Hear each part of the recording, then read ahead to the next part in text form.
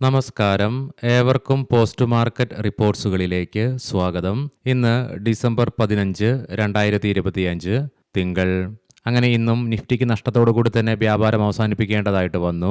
മാത്രമല്ല, കഴിഞ്ഞ മാസം നവംബർ അവസാന ആഴ്ച മുതൽ ഇന്ന് വരെ തുടർച്ചയായി 4 ആഴ്ചകളിലും ഫസ്റ്റ് ട്രേഡിംഗ് സെഷന് നിഫ്റ്റിക്ക് നഷ്ടത്തോടു കൂടി തന്നെ വ്യാപാരവും അവസാനിപ്പിക്കേണ്ടതായിട്ട് വരികയുണ്ടായി. ഇന്ത്യയിൽ നിന്നും നവംബർ മാസത്തെ WPI ഇൻഫ്ലേഷൻ ഡേറ്റയുടെ റിലീസ് ഉണ്ടായിരുന്നു. അവയുടെ റിസൾട്ടിനെ കുറിച്ചും ഇന്ന് നമ്മുടെ മാർക്കറ്റിന് നഷ്ടത്തോടു കൂടി തന്നെ വ്യാപാരം ആരംഭിക്കേണ്ടി വന്നെങ്കിലും പിന്നീട് ആ നഷ്ടങ്ങളൊക്കെ മറികടക്കുവാൻ സാധിച്ചെങ്കിലും വീണ്ടും നേരിയ നഷ്ടത്തോടു കൂടി തന്നെ ഇന്ന് നമ്മുടെ മാർക്കറ്റിന് വ്യാപാരം അവസാനിപ്പിക്കുവാൻ സ്വാധീനിച്ച ഘടകങ്ങൾ എന്തൊക്കെയാണെന്ന് വിശദമായി തന്നെ നമുക്ക് ഈ വീഡിയോയിൽ പരിശോധിക്കാം.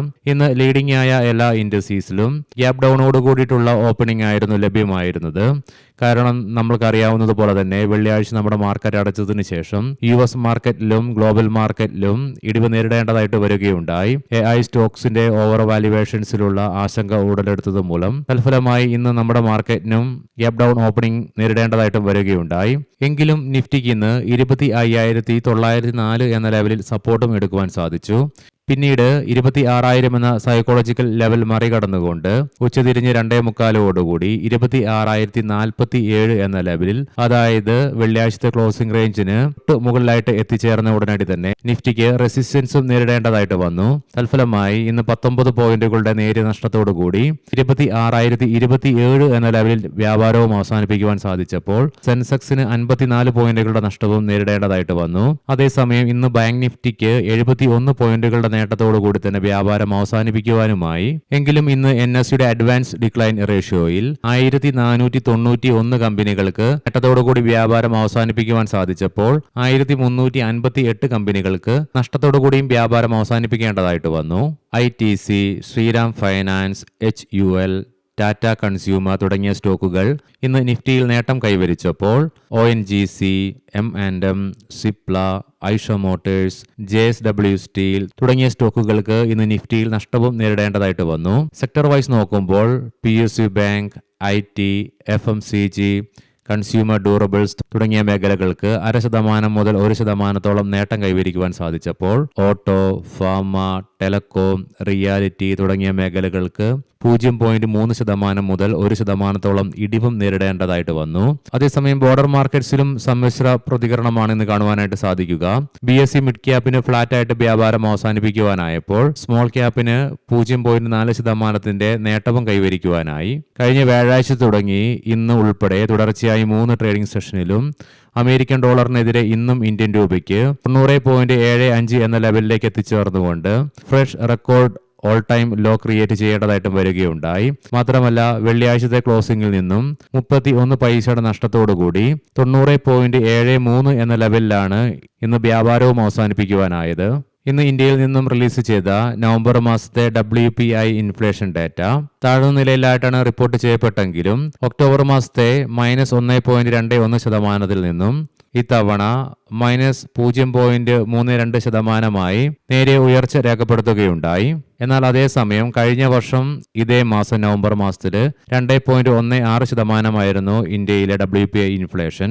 ഇനി നമുക്ക് ഇന്ന് നമ്മുടെ മാർക്കറ്റിന് വീക്കായിട്ടുള്ള ഓപ്പണിംഗിനു ശേഷം വീണ്ടും റിക്കവറി നടത്തുവാനും തുടർന്ന് നഷ്ടത്തോടുകൂടി തന്നെ വ്യാപാരത്തിലേക്ക് നയിക്കേണ്ടി വന്ന ഘടകങ്ങൾ എന്തൊക്കെയാണെന്ന് വിശദമായി തന്നെ പരിശോധിക്കാം. ഇന്ന് നമ്മുടെ മാർക്കറ്റിൽ ഗ്യാപ് ഡൗൺ ഓപ്പണിംഗ് ലഭിച്ചപ്പോൾ തന്നെ വീണ്ടും വാല്യൂ ബൈയിങ് ദൃശ്യമായിരുന്നു. പ്രത്യേകിച്ച് bank Nifty, consumer durables, FMCG, IT തുടങ്ങിയ മേഖലകളിൽ. മാത്രമല്ല, ഇന്ന് FMCG മേഖലയിൽ വാല്യൂ ബൈയിങ്ങിനെ തുടർന്ന് 2%-ലേറെ നേട്ടം കൈവരിക്കുവാനായപ്പോൾ മാരിക്കോയ്ക്ക് 1.5%-ലേറെ നേട്ടവും കൈവരിക്കുവാനായി.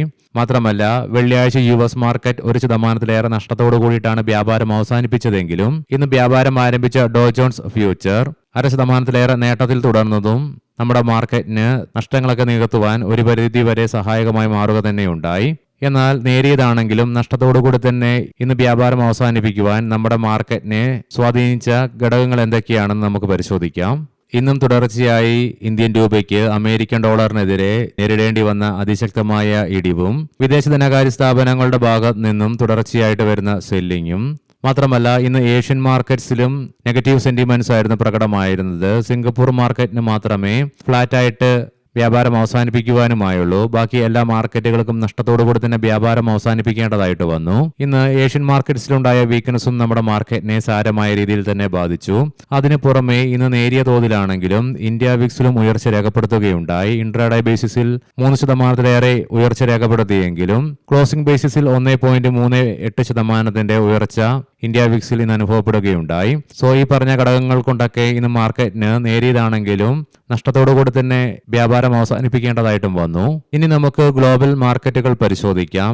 US-ലെ ഡോ ജോൺസ് ഫ്യൂച്ചർ 253 പോയിന്റുകളുടെ നേട്ടത്തോടുകൂടി തന്നെ വ്യാപാരത്തിൽ തുടരുമ്പോൾ യൂറോപ്യൻ മാർക്കറ്റ്സിൽ UK, ഫ്രാൻസ് മാർക്കറ്റുകൾ 1%-അടുത്തും ജർമ്മൻ മാർക്കറ്റ് 0.5%-ലേറെയും നേട്ടത്തോടുകൂടി തന്നെ വ്യാപാരത്തിൽ തുടരുന്നു. കമ്മോഡിറ്റിയിലേക്ക് വരുമ്പോൾ ബ്രെന്റ് ക്രൂഡിന്റെയും ക്രൂഡ് ഓയിലിന്റെയും വിലയിൽ ഇന്ന് ഉയർച്ച അനുഭവപ്പെട്ടെങ്കിലും നിലവിൽ നേരിയ ഇടിവാണ് അനുഭവപ്പെടുന്നത്.